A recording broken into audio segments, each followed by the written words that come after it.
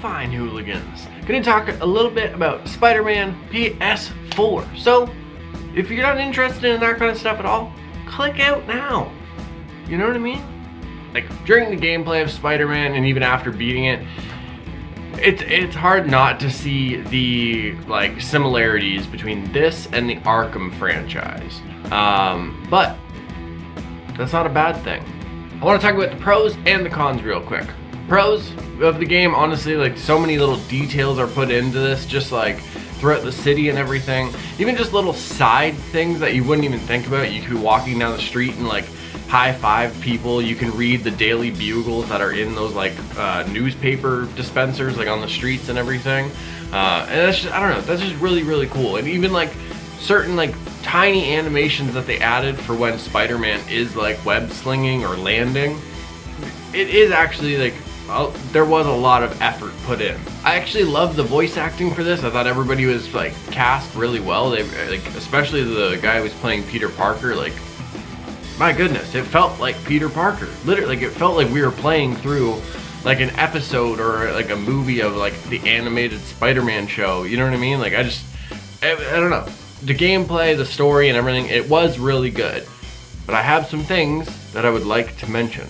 Ooh, also for the pros, the villains that they brought in and some of the Easter eggs and everything that's sprinkled through.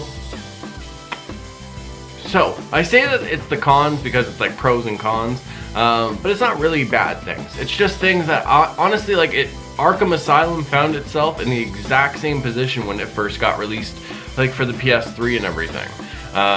It's just one of those things, like the bar isn't set too high where it's going to be like hard to make a second game as good as this. It's honestly, the bar is set just at the right level where if they make just tiny little adjustments here or there, it'll make the game already so much better than like what it already is. And fucking this is such a fun game to play. But in the second one, I would like to see a better counter system. Like I know we have the dodge when like you're being attacked or whatever, but I would like to see like a more counter-based system, very, you know, in the same fashion as Arkham or Sleeping Dogs or like something like that. You know what I mean? I would like to see it where like we can hit triangle when we're on, at least like on foot, and we can use that to counter guys or whatever, and we can kind of like keep going around doing that. Excuse me. But that, like, again, that's just my own little thing. Other people might not agree, and that's okay. But I would like to see like a more counter-friendly combat system later in like the second one. The second thing, honestly, is just like you can see the influence and like kind of like inspiration, I guess you could say, from the Arkham games, especially during the Scorpion mission. It feels like one of Scarecrow's missions. Like it sounds like it, it feels like it. And this is like, I have played all of the Arkham games. So like, it's so, I don't know. Honestly, like, I'm not gonna lie to you, the Scorpion mission, when it was very like Scarecrow-esque, for me, that was actually the only thing about the game that I just didn't enjoy. And that was only because the mission itself wasn't enjoyable, because it felt like it just felt too like similar to the whole Scarecrow thing. I don't know. I feel like I understand the idea, like with Scorpion's like poison that he uses and everything, but I would like to see them just like really like branch out completely and just like not like, I don't know. I just felt like it was way too reflective of Scarecrow and like his levels and everything you have to go through. So I would have liked to see them approach Scorpion and like his level there like a little differently.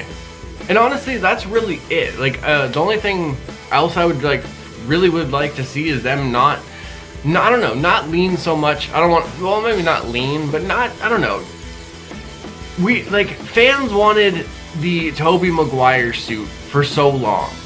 Like since the release of the game, they just automatically like threw in Tom Holland's suits from like the MCU. I don't know. I understand like the Marvel movies are very big and everything, and they're very popular. It's just,